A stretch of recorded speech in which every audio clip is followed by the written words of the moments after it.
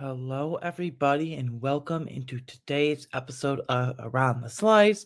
So, of course, in week 11 of the 2024 NFL season, we had the big showdown between the Buffalo Bills and the Kansas City Chiefs. It's Josh Allen versus Patrick Mahomes, Sean McDermott versus Andy Reid. Always tons of storylines, always tons to get into. So, let's get into all that right now. The final score, the Buffalo Bills beat the Kansas City Chiefs, fortunately, by a final score of 32-21. This was a really significant game. One, we now have a chance at the one seed. And two, if we lost this game, for all intents and purposes, the one seed fly out the window. It would be like near impossible, pretty much bottom line impossible to get the one seed if we lost. And I said on my preview show, if the Chiefs got past us yesterday, which likely they didn't, but if they somehow did in a alternate reality, then they were going to go 17-0, unfortunately. So, yeah. I just want to start. I don't usually get too emotional on this podcast or whatever in voice. I'm always honest with you guys, but I don't get too worked up or anything. But I don't want to get worked up. I just want to be honest about something, and I want to get this off my chest quick. So just kind of a mini rant. Just stick with me, please. I love Bills Mafia, right? As a diehard Bills fan, I absolutely love Bills Mafia as much as anybody in the whole entire world. They've become. I hope to make this podcast into a career. I hope to cover this team fully one day, somewhat relatively soon. All that fun stuff. But some of us being Bills Mafia, some of us are just so annoying sometimes. I'm not calling anyone out specifically, but some of us, what we say just makes no sense. We just beat we just hosted a team. We just beat a team in Buffalo. We just beat a team that was the only undefeated team left in the NFL that hasn't lost since Christmas of last year. And all half of Bills Mafia can say is, well, it's not the Super Bowl, so nobody cares. Why are we celebrating this? And they say, let's all relax. Stop. Okay? I get it's not the playoffs, but January is January. We'll get there when we get there. Today is today. I'm sorry, but I guess I'm someone of Bills Mafia of the mindset of who just likes to live in the moment and appreciate the monster success that we're having in 2024 and continue to prove people wrong in a reset year. I don't get all this negativity of who cares. If who cares, let's just not have a regular season. Let's just not have the NFL. Let's just have the NFL go in a mosh pit of a playoff bracket and only have football play in January and February and be closed and shut case.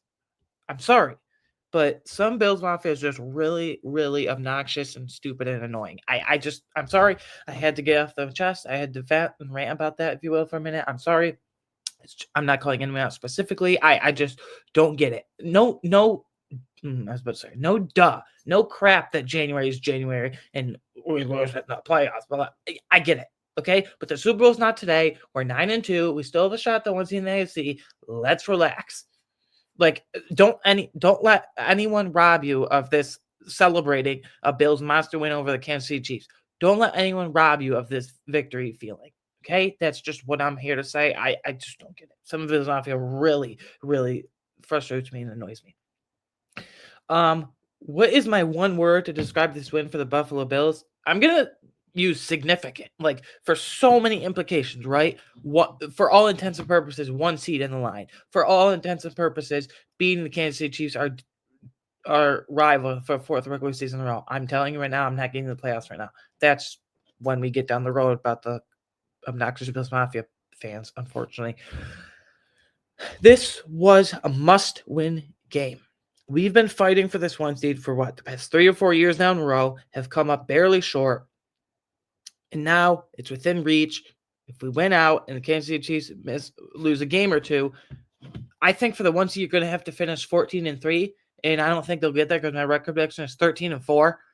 The two losses I have circled as Rams, I think will be a sneaky loss, but that could go either way. And at Lions, I just don't see how anyway. Even at home, I don't think we beat the Lions, especially since in Detroit at Lions, that fan base has been reinvigorated. They have their defense is awesome. Dan Campbell's awesome, and their offense is awesome. But we'll get to that in a few weeks middle of December, I think it is, when we get to that. So my one word to describe this win is significant. So many implications on the line, guys, and it's really, really significant. Bills inactives pregame. There were 6 inactives. Let's see. 2 of them were true injury related. 3 of them were injury related. We already knew about Keon Coleman way early in the week from Sean McDermott, unfortunately. Tackle Spencer Brown, it was kind of trending this way. Unfortunately, tight end Dalton Kincaid, we already knew about Friday, so Dawson Knox stepped up in a big way. And then 3 true healthy scratches. Linebacker Eddie Ulofoshio. Every week it's going to be between Nicholas Morrow and Eddie Ulofoshio. I said on my preview show that I think they're going to want experience versus Patrick Mahomes and Kansas City Chiefs as opposed to a rookie that's only been active 1 game this year. So that's what they agreed with me, apparently. And then San Francisco guard Will Clapp. They continue to trust guys like Alec Anderson instead of Van Granger in those spots. And then this was a really, really surprising. Some people argued like Kaiir Elam had a shoulder injury. That didn't seem like the situation to me. This might upset some people, but Kaiir Elam was a healthy scratch, and this might upset some people because it doesn't look like we're going to re-sign Rasul Douglas. Like, you can't give huge corner money to Christian Benford, who should be an all-pro without a doubt this year, and then give big money to a corner like Rasul Douglas. I think Rasul Douglas would go on the Stephon Gilmore plan, go into zone defenses, $8 to $10 million a year guy, 1-year deals for the next 3 or 4 years, foreseeable future, and all that fun jazz and stuff. But you can't do all that at the corner position. And I know some people, including myself, want Kaiir Elam to be the CB2 next to Christian Benford this next year. But I think, like, this marriage has never seemed like, what's the word I want to use? This marriage has never seemed smooth from the start. Like, it's always been rocky, in my opinion, with Kaiir Elam. So I wouldn't be shocked at all if Kaiir Elam requests a trade out of Buffalo after this offseason. The last 2 trade deadlines, especially 2023 trade deadline last year, not this past year. Last year, October 2023 NFL trade deadline, I thought for sure dead to rights he was going to be gone in terms of traded. I just don't think it's a very, culpable fit. I don't even know if I said that word correctly. I don't know if it's a very smooth fit, and I would be shocked if he's back next year. I think a trade will be very much facilitated, and hopefully maybe you could draft a corner in round 1 or like a late day 2 or day 3 pick. Because look what you did with Dane Jackson, Christian Benford, Sean McDermott. Like, his best ability is developing defensive backs, especially guys that I wasn't the biggest fan of, like Taylor Rapp, like Dane Jackson. So yeah, I think Kaiir is like a new change of scenery would be very good for him. I wish him all the best. But the truth of the matter is, guys, that he was a man coverage corner only. He's a very good man coverage corner, a little too handsy and physical at Florida. And then the Bills play a huge chunk of zone defense, and they barely ever go out of it. When they do go out of nickel / zone defense, it's more of a dime package. So they rarely, if ever, go into man-to-man defense, only in certain situations and late game situations. And Kaiir Elam just can't really play to his full strength, play to his man-to-man ability in this defense. So I wish him all the best, but I'll be shocked if he's back next year in terms of facilitating a trade, at least. Stock up. I'm going to give Josh Allen a big stock up. First half, he wasn't terrible first half, but he was missing wide open guys down the sideline. He was missing wide open guys in the middle of the field. He was very, very shaky and inaccurate. Even on completions, he was kind of inaccurate, and receivers had to adjust the ball out. But second half, he was a machine. We all know about that big touchdown run, but it wasn't about that big touchdown run. Josh Allen, 27 of 40, 68% completion percentage. League average is about 64 to 66. So that's what I always love to see Josh Allen, the high 60s, even low 70s at maximum. 1 passing touchdown. Okay, give or take. 1 interception, which is totally on him. I'll get to that in a minute. 12 rushes for 55 rushing yards and a touchdown. This is the consistent Josh Allen rushing ability. I want to see Joe Brady design the playbook at minimum 10 to 12 rushing attempts for Josh Allen per game. I don't care how many yards that computes to, but let's get a lot more design runs in there. I'm going to talk about the 1 Josh Allen interception. On 4th and 3, the first 4th down, what was the situation where they lead? They were up 2. They could have gone up by 5. Yeah, Tyler Bassing's there's a point. 6. They could have gone. Excuse me. They could have gone up by 5 if they had taken the field goal on 4th and 3.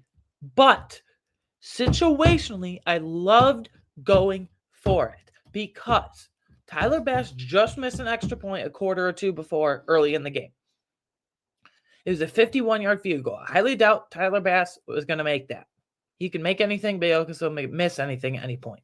So I love personally being aggressive going for a 4th and 3, especially considering Tyler Bass 51-yard field goal probably won't end well. I get you can go up 5 with a field goal, but like go up 9.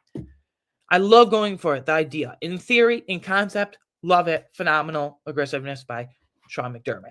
But the execution in terms of Josh Allen overthrowing it, and then the freaking play call by Joe Brady was just horrendous. Like, get Josh Allen on the move. He can plow forward for 3 yards. Instead, you're having him drop back and shotgun and throwing it to Dawson Knox. Total miscommunication. And what's his name? Najee Johnson, I think it was. It was pretty garbage, but that's besides the point. Najee Johnson kind of just flipped up in the air and plucked it in the air. I loved going for it in theory. Great aggressive concept. Play call and execution, horrendous. Okay? And then the 4th and 2, I also love the aggressiveness. And I'm not just saying that because of the result of the play of obviously the Josh Allen with the what would be game-winning touchdown. Game-sealing touchdown to go up from up 2 to up 9. I love going for there too. I understand the camp of Bills Mafia saying, well, you could go up by 5 and Patrick Mahomes, all he has to do is, march right down and score a touchdown. Or I think they were down by 1. They're up by 1. No. Reverse. They were down by 1, and if they kick the field goal, they'll be up by 2. I love going on 4th and 2 because if you make that field goal, Patrick Mahomes, we know how this ends. Sean McDermott echoed this as well in his post-game press conference right away, immediately. Patrick Mahomes, without a doubt, was going to march right down on our defense and kick a game-winning field goal or, heaven forbid, a game-winning touchdown. So I love the aggressiveness. But Josh Allen, he put on the I won't swear. He put on the freaking cape and freaking I can't fathom. I'm not kidding at this. After first of all, I thought he was only going to get like 10 or 11 yards for the first down, or the 4th and 2 needed, and then slide. He went for a 26-yard touchdown. I am not exaggerating or kidding when I say this. When that happened, I was watching in my family room with my dad, obviously, like I do every week. I literally fell to my knees and started crying out of pure joy and pure shock. Like, did he, like that, I mean, for Josh Allen, did he just do that? Did we just witness that? Like, what in the world just happened? I fell on my knees. I couldn't stop crying. It was just the moment. It was just so excited. Like, I screamed at the top of my lungs as loud as I could. Like, it's one of my favorite all-time moments as a Bills fan. Like, there is no question. Like, the 54-yard touchdown run against the Steelers last year in the playoffs in the wild card round was one of them. This was absolutely right up there. A very, very, very close second, at least tied with it. I mean, this was just, I couldn't contain myself. Like, it was just unfreaking real. Like, I love Sean McDermott trusting Josh Allen and not leaving it up to Patrick Mahomes maybe not marching down the field and getting it. And I love the play call getting Josh Allen the move. What I don't love is the play before 3rd and 2 where Deion Dawkins was nicked up. So Richard Grudge had to slide over to right tackle. Ryan Vandermark, who was already in, had to slide over to left tackle. And they ran a run right up the freaking middle, which I couldn't stand yesterday because the run game, specifically the running backs, were god-awful. Like, Joe Brady was not creative at all. How many freaking times do you have to run it up the middle? As soon as the first quarter ended, you should have thrown that crap right out the playbook, right out the window. Like, enough is enough, Joe Brady. So, sorry. Yeah, I don't like that at all. 2 backup tackles in. Like, seriously, you're going to run up the middle against the gauntlet against Chris Jones? Give me a freaking break. Luckily, it didn't matter, but holy God, the running backs were so awful. Not the running backs themselves, the running scheme and concept by Joe Brady. So they clearly missed Spencer Brown because he brings that physicality and toughness in the run game. For a tackle, he's very, very good at moving as a people mover and creating displacement in the run game. I mean, he's an athletic freak. So, yeah. But Josh Allen, huge stack off. I mean, it was just incredible. Like, easily one of my favorite all-time Bills moments. Like, that goes up in the Mount Rushmore for freaking sure. Running back James Cook. I don't blame the running backs themselves, so I'm going to give James Cook a stack up. I just blame Joe Brady and Aaron Cromer and the rushing scheme, and no one was able to create displacement or movement, not even O'Cyrus Torrence. That's what he's known for. James Cook, 9 carries for 20 yards. It's a horrible average. 2 touchdowns, 5 catches for 7 yards. He did drop a couple. Didn't really matter, though. He had 2 touchdowns. He's up to 10 rushing touchdowns this year and 11 receiving touchdowns this year. And 1 receiving touchdown, So 11 total touchdowns, 10 rushing, 1 receiving, as they just said.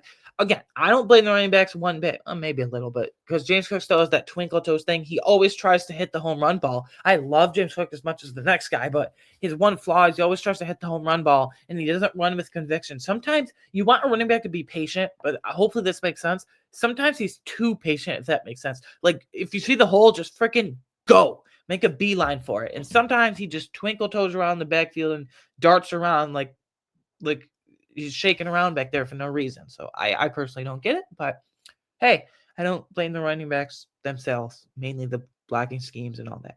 And then wide receiver Khalil Shakir. I'm going to say it. Obviously, I was born in 2023. I'm only going to be turning 21 years old in literally a week and a half from now. So obviously I wasn't around for the 90s. I wasn't around for no Thurman Thomas, Jim Kelly, any of those, Andre Reed, any of those superstar Hall of Famers. So I can't say, oh yeah, my favorite Bills of all time, blah, blah, blah. I didn't watch them. Obviously, it was like 10 to 15 years before I was born. I'm telling you right now, like, I have some favorite Bills of all time. Josh Allen is by far my favorite Bills of all time, but like secondary guys like LaShawn McCoy's up there for me. This might sound weird, but Trey White's up there for me because he's the first Bills player I fell in love with. Dude just had an infectious energy. Stefon Diggs soured me with the exit, or else he would be up there. I'm telling you, Khalil Shakir, like, you know how they say, what's your Mount Rushmore of this? What your Mount Rushmore of that? Like, your Mount Rushmore of Bills players would be like your 4 favorite players of all time on that team that you actually watched and witnessed. So my dad can say Jim Kelly and all that. I don't have the right to say that, obviously. So my Mount Rushmore is, like, if I were to say, like, 4 players just off the top of my head, like, Josh Allen, they're in an order, except Josh Allen is by far easily number 1. But Josh Allen, LaShawn McCoy, Trey White, and honestly, this might be premature and is only 30 in the league and 30 year at the Bills overall, but like Khalil Shakir, like, Jesus, I love this dude.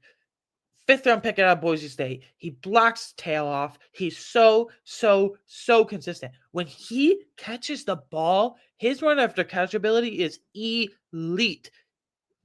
I believe, don't quote me on that. Well, if you want to quote me on this, fine. You can confirm in the comments for me, please. But he has the highest catch percentage in the league this year. Number 1 guy in the entire league. And also, he has the most yards after catch in the league this year, too. Just let that simmer for a minute. That is so freaking cool. I'm telling you, when Khalil Shakir gets the ball in his hands, he becomes a bowling ball. He becomes a running back. His shifty, he is so goddamn shifty. I love Khalil Shakir. He's one of my all-time favorites already, and he's eligible for contract extension after this season. Lock him up, please. Just lock him up. $12 to $15 million a year, give or take. Do it. I don't care. Freaking do it. He's just absurd. I mean, he got 12 targets for yesterday, well over double-digit targets, and he brought down 8 of those for 70 yards. A couple of those were misfires by Josh Allen even, so he probably should have had 10 catches out of the 12, but 8 catches out of 12 targets for 70 yards. I mean, the dude is just phenomenal. He's so consistent. And what I want the Bills, what I think would unlock the Bills offense even more than it already has, which is crazy to say, I think Joe Brady needs to start utilizing Khalil Shakir down the field. He can separate at a very high level. He's got underrated burst, underrated speed. And he showed in the second half of last season when Stefon Diggs tapered off mightily that he can work downfield. He can work in the middle of the field. He can take screens and house them at any time. Like, this is unreal. He works at all three levels of the field, and they haven't even locked him downfield this year yet, which is just absurd to me. So unlock that part of his game, and the dude is phenomenal. Like, I'm sorry. I love Khalil Shakir. I know this is like a 5-minute raving session here about Khalil Shakir, but like, Jesus, man. He does everything that he is a football player through the blocks his tail off, can work at all three levels of the field. Infectious energy, loves his teammates, loves the game, works his tail off. He is incredible.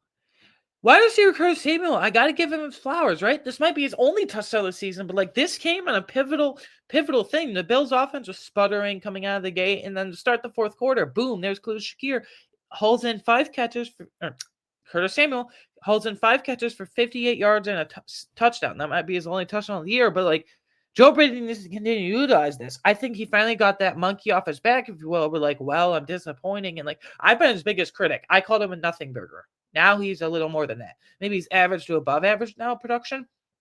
In my opinion, he has to keep going with that. Wide receiver Amari Cooper, 2 catches for 55 yards. That first catch, don't ask me how he hauled that in. It was a beautiful over-the-shoulder throw by Josh Allen, lofting it over the defender's side. The defender was Najee Johnson. He was picked on all day, whether it was Khalil Shakir, Curtis Samuel, Amari Cooper. They picked on him all day long. He was, but credit to Najee Johnson. He was like right on Amari Cooper and gave him like no space. And somehow Amari Cooper came down with it with a beautiful over the shoulder throw by Josh Allen. I don't know how Josh Allen fit in there. I don't know how Amari Cooper brought it down. Like absurd. Like, Amari Cooper's back. We got Curtis Samuel rolling now. We're going to get Keon Coleman, Dalton Kincaid back.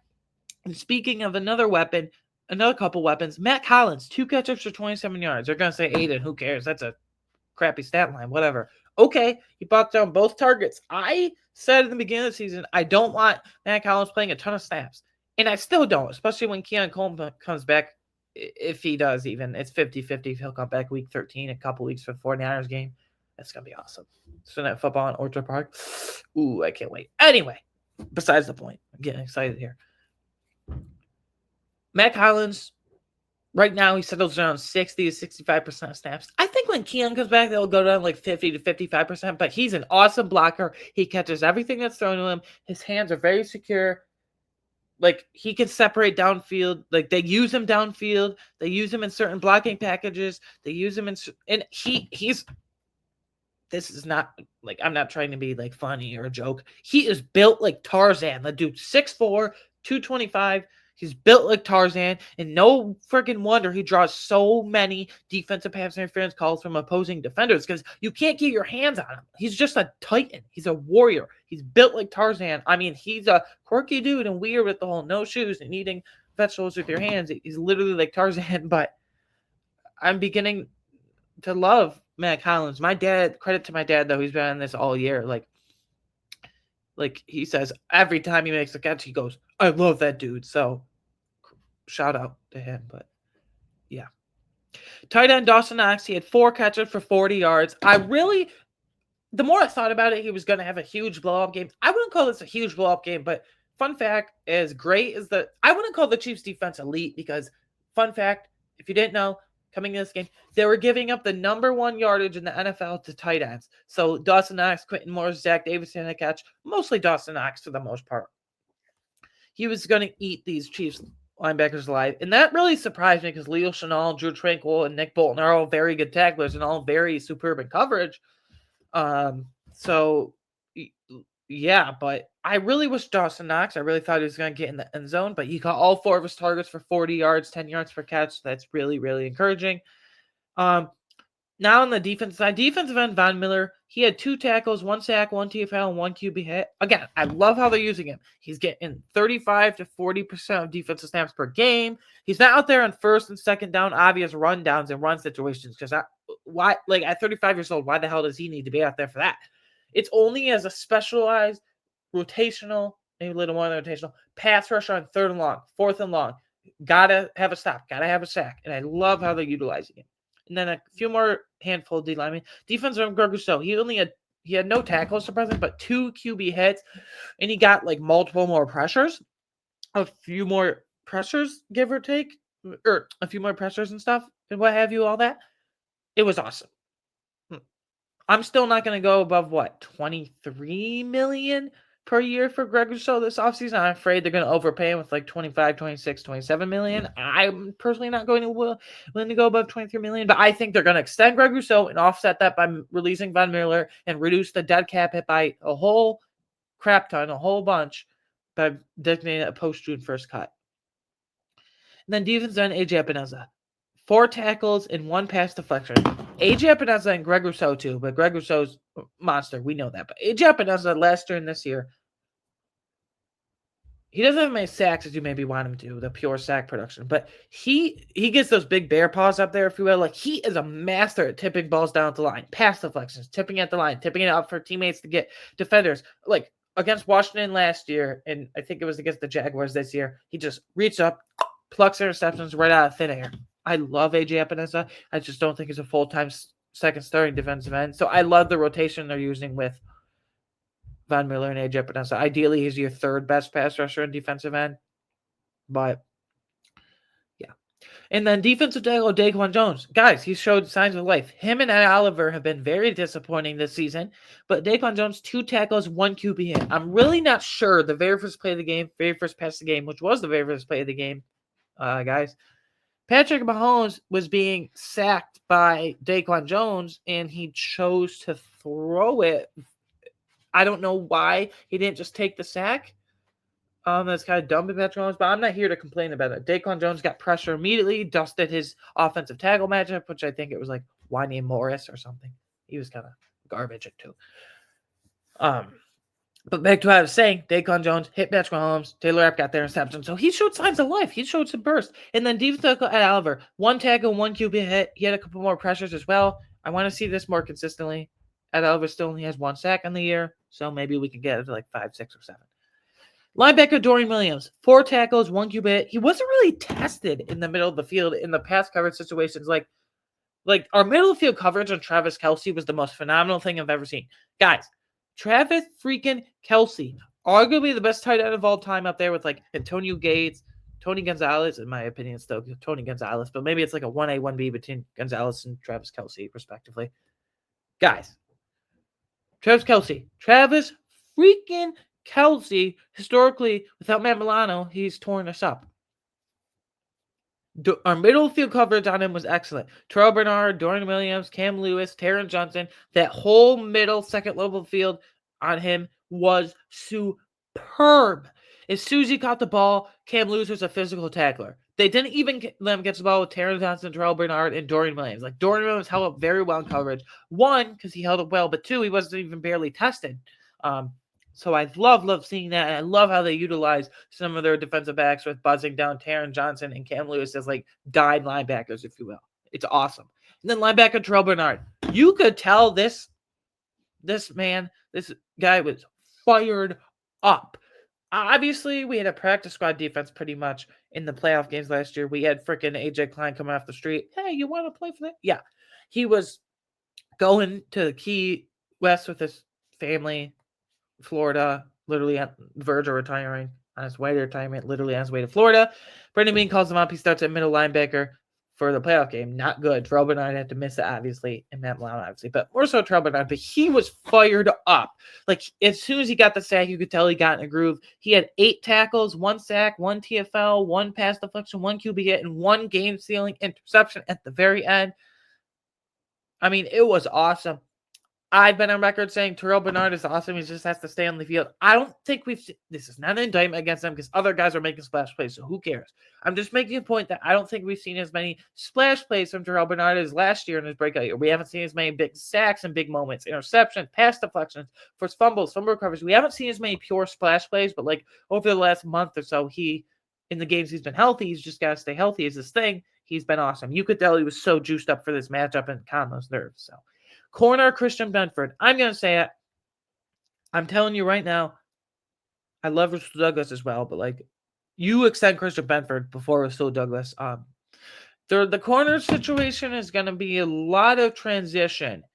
You have Jamarcus Ingram, who's clearly past Kyrie on the depth chart now. It's obviously, as I said before, the inactives. Kyrie Ingram was a healthy scratch / inactive yesterday against the Chiefs specifically and respectively. So there's that. Corner room, a lot of transition this offseason. You're going to extend Christian Benford, obviously, but Rasul Douglas is a free agent. He's probably going to walk. Kyrie Elam, I would probably facilitate a trade. That's nice for both parties. And Jamarcus Ingram, will he ever push to be a starter? I don't know, but Christian Benford better be extended because 3 tackles and one tackle for loss. Superb dude. I love Christian Benford. 1, he's barely tested as it is. Oh, sorry.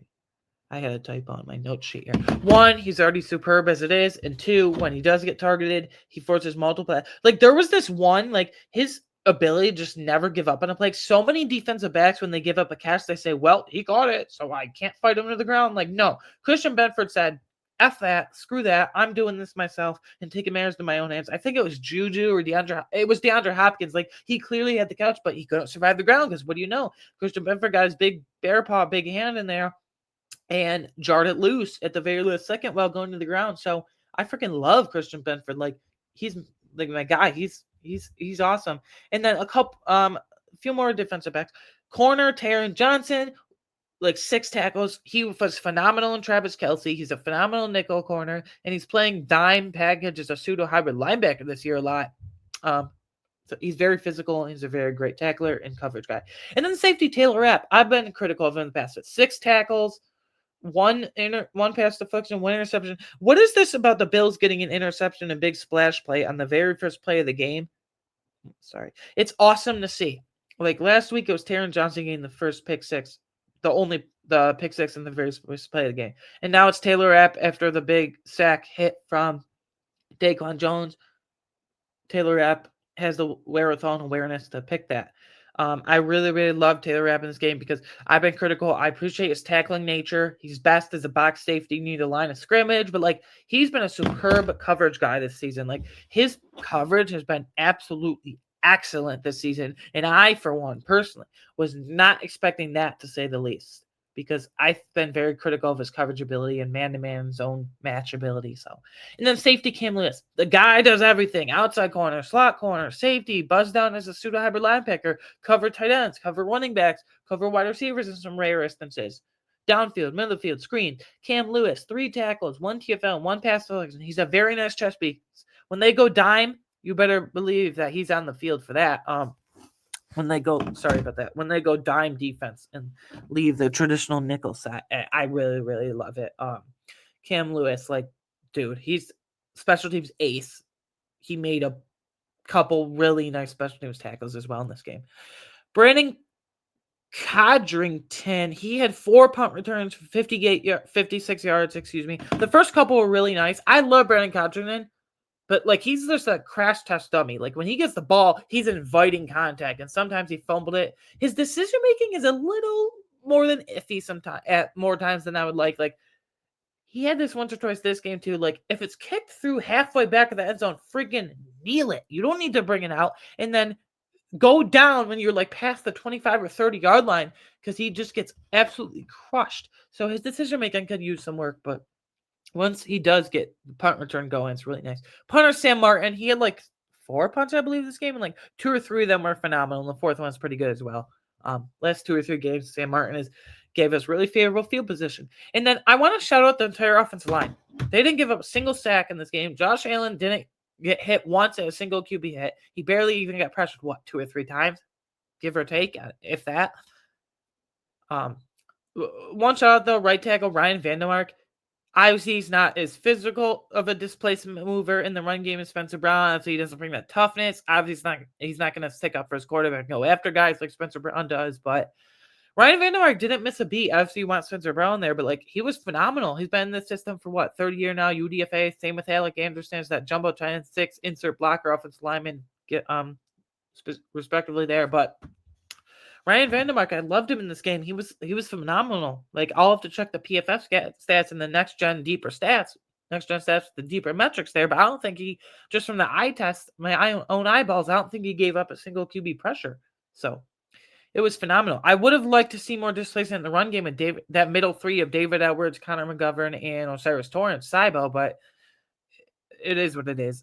I think Joe Brady was too committed to the running game, and he just kept using it, especially third down calls. We were always in 3rd and 7, 3rd and 8. It was never easy, but a whole bunch of those, a big chunk of those were converted by Josh Allen, luckily.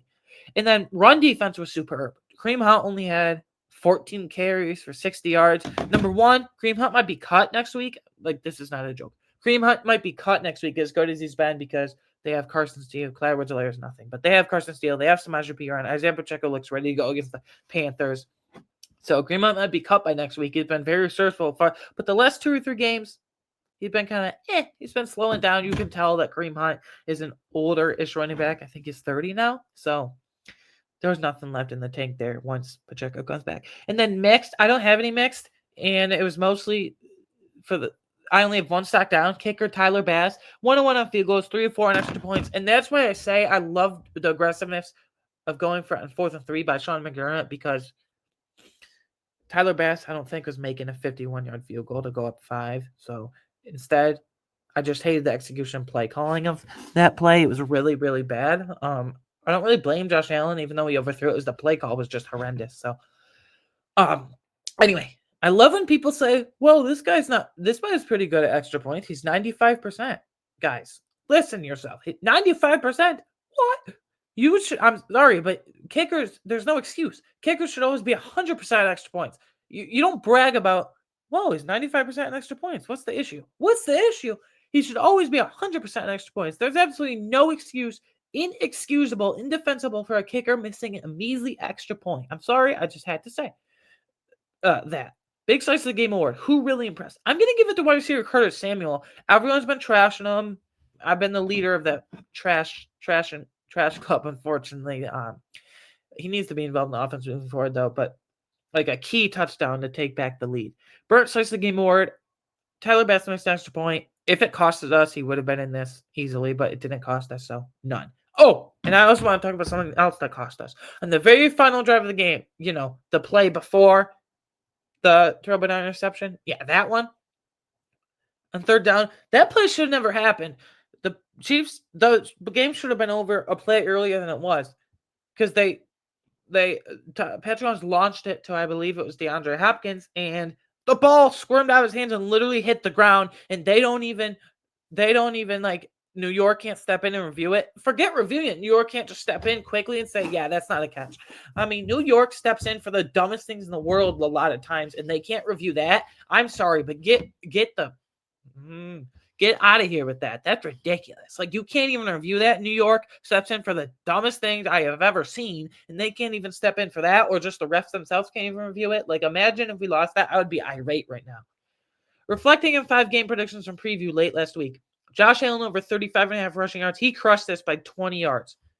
This happened. Absolutely. This is what I want to see going forward. 10 to 12 rushing attempts per game for Josh Allen. 50 to 60 rushing yards per game, give or take. Khalil Shakir over 57 receiving yards. He got 70, 2 of 2 on my predictions. This absolutely happened. I love Khalil Shakir. Again, he gets so many of those receptions and yards with screens, and he's the only one that can even remotely execute a screen in this offense, so I love him so much. And then DeAndre Hopkins under 49.5 receiving yards. He only had 29, I think. This happened. 3 of 3. We're rolling along here. Kareem Hunt over 65.5 rushing yards. I'm glad to be wrong in this. He was 6 yards short. He had 60. I don't think they ran the ball enough on us personally, but I'm not complaining. It didn't happen. We are now 3 of 4. Bills defense. I predicted Bills defense would hold Chiefs wide receivers combined. Actual wide receivers, not tight ends or running backs, actual wide receivers to under 100 receiving yards combined. That didn't happen. They crushed that. Chiefs wide receivers combined between Juju, Xavier Worthy, DeAndre Hopkins, Justin Watson.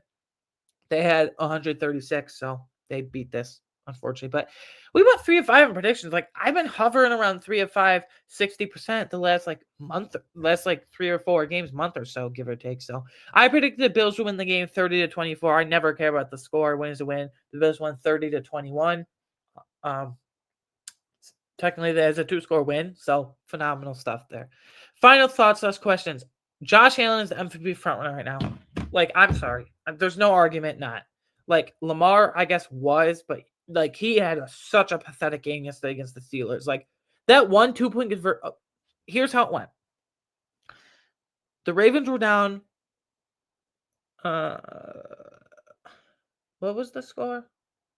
I can't remember, but the scenario was they needed a 2-point conversion, and it was the dumbest play call ever and the most pathetic attempt by Lamar. He snaps the ball, and I think a receiver was supposed to be on a hot route and open, and they weren't, and it was all discombobulated. Instead of running forward and just running QB power and bailing his guys out, he runs to the sideline and then flips it back and out of bounds. No, pathetic.